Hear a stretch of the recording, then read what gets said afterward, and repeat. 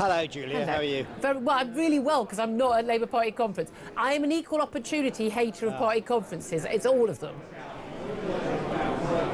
Well, we're missing you, obviously, and you're very welcome any time. I often find I'm not getting a very friendly reception at Labour Party conference. I don't know why, though. I can't believe that to be true, but anyway, we'll see. I mean, you can see me behind me. The delegates are going in to watch some of the speeches. I've just seen several cabinet ministers flowing past me, so you know, we're all here, and you're not, which is having a fabulous time. They probably would think I was racist because I'm really a big fan of Reform's migrant policy. The Prime Minister, though, says it's racist and immoral, the policy. But at the same time, the Home Secretary, Shabana Mahmood, is going to be announcing their good citizen test for the government for a settled status. So it's almost, as far as I can tell, identical to Reform's policy. It's just not going to apply to people who've already got settled status. It's not going to be backdated. So why is one policy racist and immoral and the other isn't? I was listening to your discussion on this earlier with the callers, and I think it's actually a mistake to just shout racist at people that you don't agree with. Far more effective, I would say, is to look at the actual policies that are being proposed by Reform UK and by the Labour government and work out which ones are more likely to be successful and work. And the fact is that the Reform UK policy crumbled under scrutiny within about an hour of it being announced. Did it? It was based on figures that didn't add up, that had been, well, the figures it was based on for savings were repudiated by the very think tank these were estimates from CPS based on OBR reports, but OBR have rejudged them. That doesn't mean it's crumbled. And everyone said the numbers were wrong. No, I mean, I'm sorry, but I don't care if it says 10 billion quid or 300 billion quid. Within minutes. The policy didn't crumble. But the Julia, exact no, Paul. The policy didn't crumble. It's not based on it'll only work if it's this exact saving. That's a nonsense. No, because if you're pretending to be the Prime Minister, if you're claiming to be the next you mean like Keir government, Starmer? you can't launch your flagship.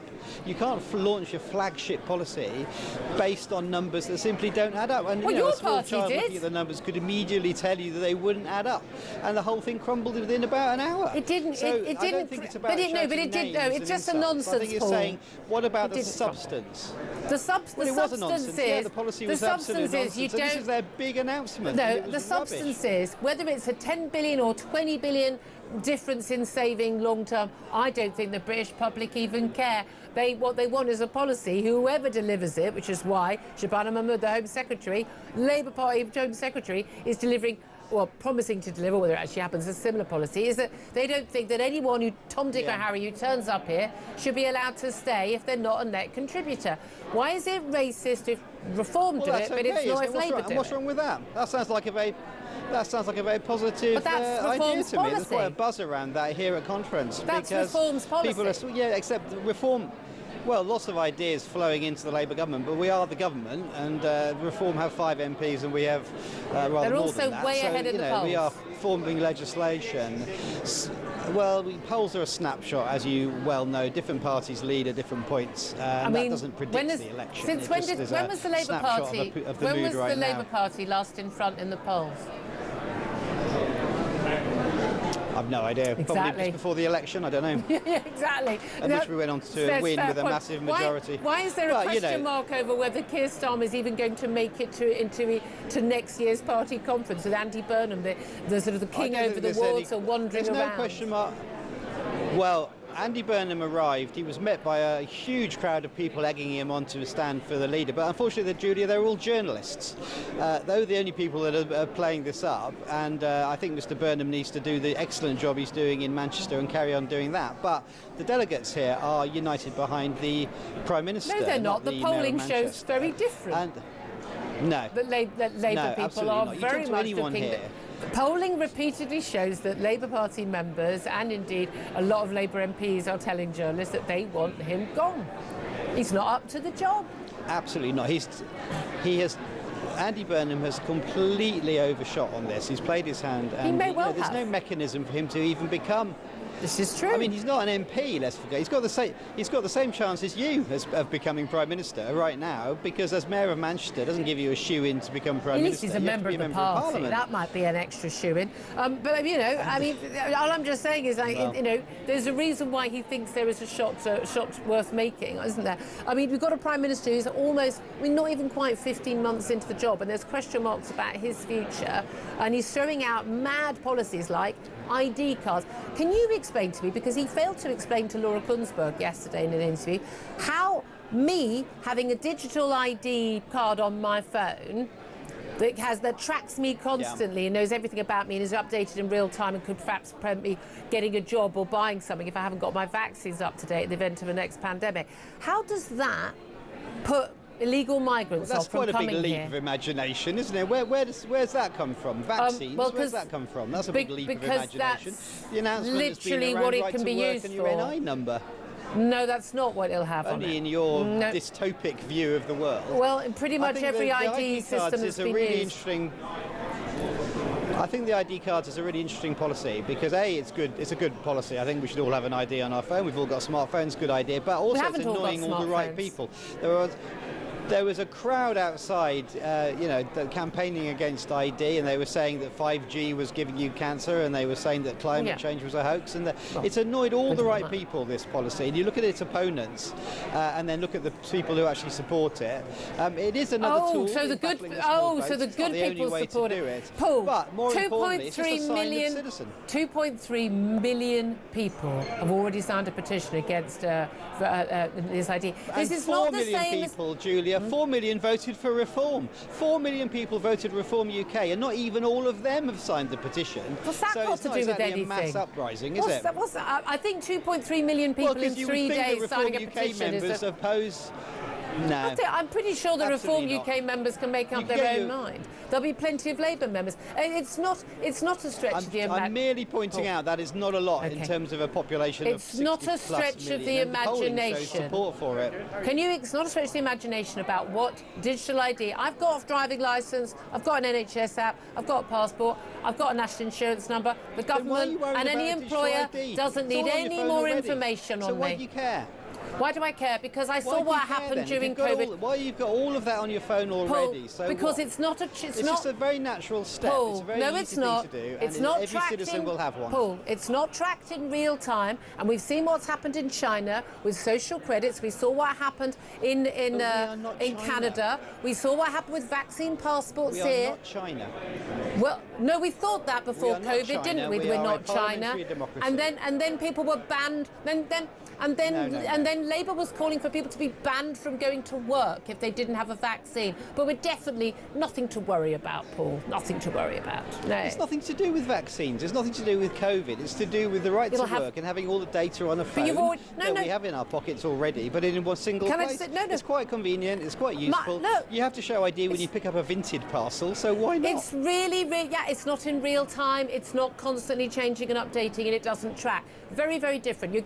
With all due respect, I don't think you understand what this ID app would actually mean. So here's the thing. How does that stop someone who wants to come on an illegal dinghy, and we had 125 on one mega dinghy alone at the weekend, how does that stop them from getting work? Are you convinced that the employers right now who happily take on someone who doesn't speak English, doesn't have a passport, doesn't have a national insurance number, paying them off the books a quarter or whatever of the minimum wage, that they're suddenly going to go, oh, but now I must ask for your digital ID? Really?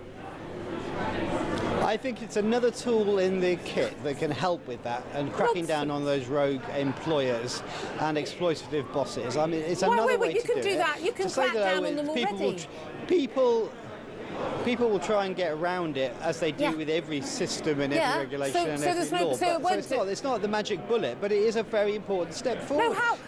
Tell me which employer. The people that loudest about the small boats are now the same people complaining about digital ID. No, because digital ID won't stop the small boat. Paul, do you think there are employers who don't ask for national insurance or passport or visa proof of work right now who will suddenly start doing it because of digital ID? How you deal with that is you prosecute very hard and very regularly employers. It'll make why does it make it harder? Well, it will make it harder because there is a single, simple way to check somebody's identity. No, that doesn't make it harder. The police and the other authorities crack down on those you've either got employers. a It's passport, not the only way, or but you've it's got one of the ways. No, you've either got a passport, or national insurance number that can be checked, or you don't. It's a 5-minute. I've got an 18-year-old who just got a job, doing bar work. She had to produce her passport and her national insurance number. There you go. Yeah. Yeah. So there's nothing stopping employers doing that right now. It'll be another way to crack down on those rogue employers. But it won't. And also it means everyone is a citizen, so we all have the same, Everyone is a citizen. No, only ID card. No. And you don't have to carry it. You won't have to show it to the police. Everyone isn't a citizen. It's not like sort of post-war movies with the Stasi on the streets. It's just simply a way of saying, yeah, I am a citizen. Here's my data for getting a job. I can already it's all on one place. And I it's can in my already phone. do that. Nice and simple and easy. I can already Nothing do wrong with that, and so can every British citizen in this country. So why does that stop an illegal migrant from working?